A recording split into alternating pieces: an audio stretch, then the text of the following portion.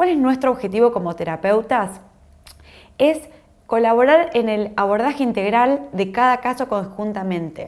Lo importante es tener estos momentos de encuentro grupal, encuentro interdisciplinario, donde vamos a ir conversando de cada paciente, de cuáles son sus expectativas, de cómo fueron avanzando tanto a nivel terapéutico, a nivel psicológico, como en la rehabilitación visual. Entonces es generar como un lazo entre el paciente que llega y el equipo que se va a enfocar más que nada en la rehabilitación visual.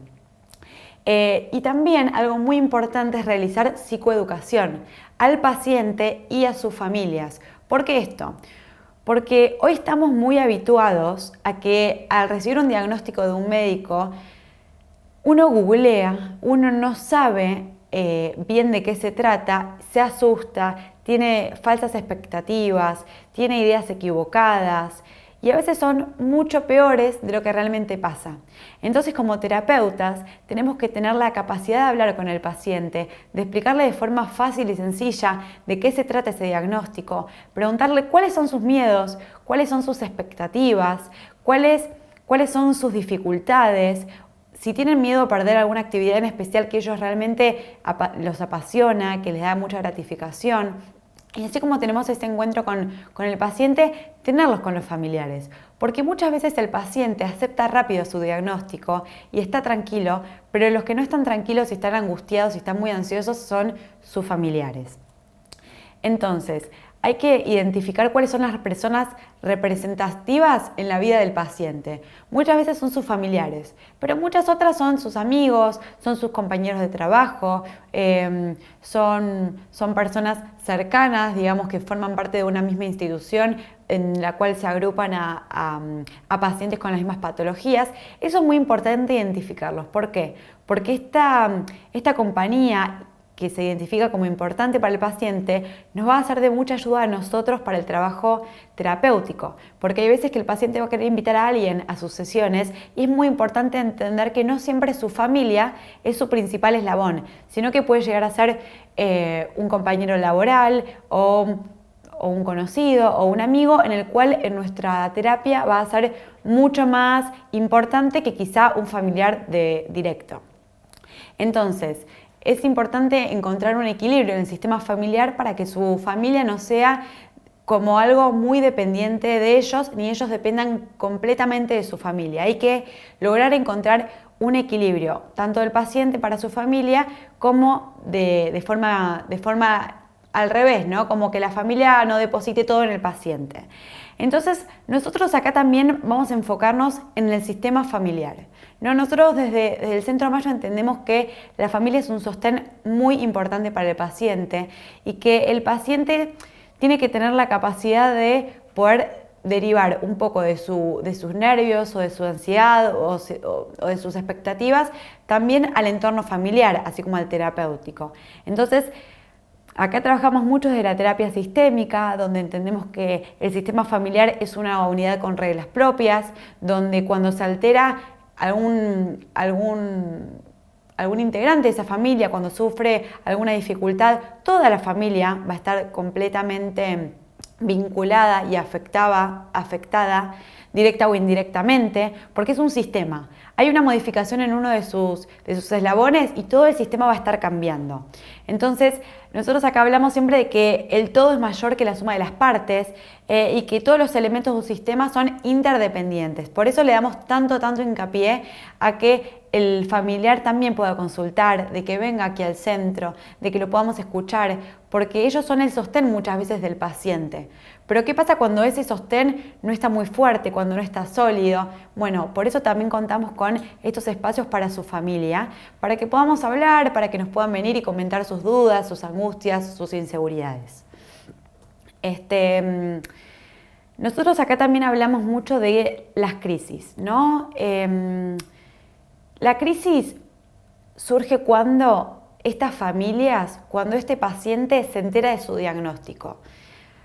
Pero ¿qué pasa? Muchas veces desde el lugar más occidental nosotros entendemos la crisis como algo negativo, como un momento de angustia, como un momento donde está todo mal, está todo patas para arriba. Y en algún punto es así. Pero cuando uno empieza a investigar un poco desde la psicología, cómo se entiende, desde la parte más oriental, más de una filosofía china, se entiende que la palabra crisis en su terminología en ese idioma envuelve tanto la palabra peligro como oportunidad. Entonces, ¿nosotros qué buscamos desde este lugar, desde esta psicología más positiva? Enfocarnos en la parte de oportunidad de esta crisis.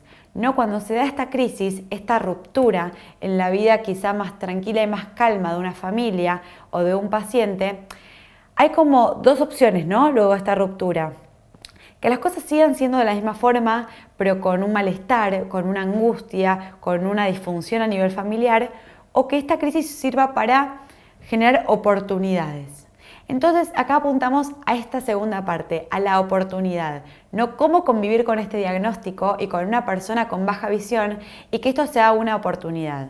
Entonces, estas crisis que suelen darse de forma circunstancial o accidental, porque obviamente tener un diagnóstico médico no es algo que se va dando gradualmente, sino que uno se lo entera de un día para el otro y a partir de ahí es cuando tiene que empezar a tomar decisiones, elecciones, tiene que amoldar su vida a esta nueva realidad. Este tipo de crisis que son accidentales o circunstanciales tienen el carácter de ser como algo urgente, como algo a resolver rápido, como esto que hablábamos antes, ¿no? Como una ruptura. Entonces nosotros tenemos que entender que cada familia es única y es singular y va a enfrentar esta crisis de distintas formas, pero nosotros desde nuestro lugar terapéutico, ¿a qué los vamos a ayudar? A que la entiendan como una oportunidad y no como un peligro o como algo completamente negativo. Una vez que acepten que esta crisis puede ser una oportunidad, ya la familia va a desempeñarse desde otro lugar, ¿no? Como hablamos antes, la aceptación, la oportunidad, son los aspectos más positivos de todo esto que tiene que ver con enterarse de un diagnóstico y para eso estamos nosotros. Algunos objetivos puntuales de toda intervención que tiende, digamos, a la promoción de la salud familiar de forma más integral van a ser algunos de los objetivos, ¿no? Yo los voy a ir comentando aquí por arriba, pero obviamente en las clases siguientes, cuando tengamos la posibilidad de hablar en videoconferencias, de poder vernos las caras, esto obviamente se va a poder preguntar, van a haber foros de consultas y cualquier duda que haya obviamente me pueden mandar esas consultas y yo siempre voy a tener ganas de poder comunicarles un poquito más sobre la experiencia de la atención de pacientes y de familiares con baja visión. Entonces, por un lado, la de acompañar y sostener a los padres, a los hijos, a los familiares, asumiendo esta función paterna y asumiendo esta función como hijos o como red de apoyo, va a ser nuestro principal objetivo, ¿no? Acompañar y sostener. Estar abiertos, escuchar qué les pasa, escuchar de qué forma nosotros podemos ayudarlos, ¿no? Porque no siempre están tan abiertos unas familias como otras. Eso va a depender siempre de cada caso. La segunda idea, que es muy importante y que la tengan en cuenta, es sacarle las culpas, o sea, desculpabilizarlos. ¿Por qué? Porque muchas veces los padres llegan angustiados porque piensan en su inconsciente que ellos tienen la culpa de esto.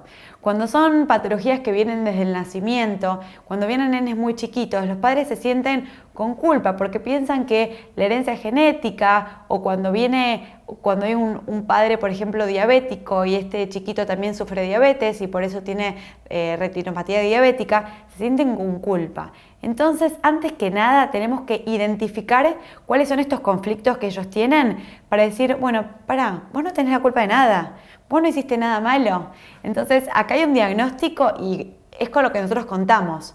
A partir de ahí vamos a trabajar, pero la culpa no suma, la culpa es negativa, la culpa te tira para abajo y a estos pacientes y a estos familiares no les sirve contar con el sentimiento de culpa, nunca. Entonces, este es otro punto. Además de acompañar, quitarles la culpa de encima porque es algo completamente negativo, lo cual a nosotros para el tratamiento terapéutico no nos va a sumar. Después hay otro punto muy importante que es el de ayudarlos a discriminar entre las limitaciones y las posibilidades de su hijo, de su familiar o mismo cuando le hablamos a un paciente. te tenemos que ayudar a identificar cuáles son tus ventajas, cuáles son tus posibilidades y cuáles son tus limitaciones. Porque a veces uno, ¿qué hace? Engloba en la misma bolsa, mete en la misma bolsa todo como dificultad. Yo antes podía viajar en colectivo, podía manejar, podía caminar en la calle, podía mirar teatro, podía jugar al fútbol y podía pintar. Todo esto yo no lo puedo hacer. Bueno, no, espera.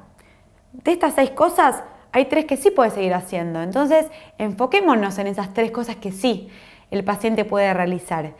Quizás no va a poder pintar un cuadro muy pequeño, pero uno puede comprarle un cuadro con un marco más grande, donde los colores sean más brillantes, donde con una muy buena luz él pueda seguir pintando, ¿no? Como encontrar cuáles son las actividades que sí puede seguir realizando, en las cuales puede seguir haciendo hincapié, en las cuales se puede especializar. El paciente que antes jugaba al fútbol, que quizás se le dificulta un poco más, puede encontrar algún otro deporte o actividad física que sí sea de su agrado, que sí le genere placer realizar y no necesariamente sea la misma que antes. Después, por otro lado, nosotros siempre nos vamos a enfocar en lo positivo, en el optimismo, en la esperanza, en no generar nunca falsas expectativas, ¿no? Pero sí entender que hay mucho por hacer y hay muchas cosas en las cuales el paciente realmente puede enfocarse y no por su diagnóstico tenga que dejarlas de lado. Yo estoy dando ejemplos, pero es muy amplio todo lo que uno puede hacer en terapia. Después, por ejemplo, favorecer que la familia busque ayuda y apoyo de otros, eso también es importante, porque a veces la familia piensa que van a ser los únicos sostenedores de este paciente, pero en definitiva cuentan con nosotros, cuentan con otras personas allegadas a ese paciente y ellos no son ni los responsables ni los únicos que van a tener que contar y que tener este apoyo, ¿no? Eso también es importante. Y algo muy importante que lo que siempre hablamos acá es favorecer la activación comportamental del paciente y de su familia. Activación comportamental suena a palabra difícil o técnica, pero en realidad es a que el paciente se active. ¿Se active en qué sentido? Que no piense que por este diagnóstico tiene que dejar de realizar actividades o tenga que disminuir la cantidad de actividades, ¿no?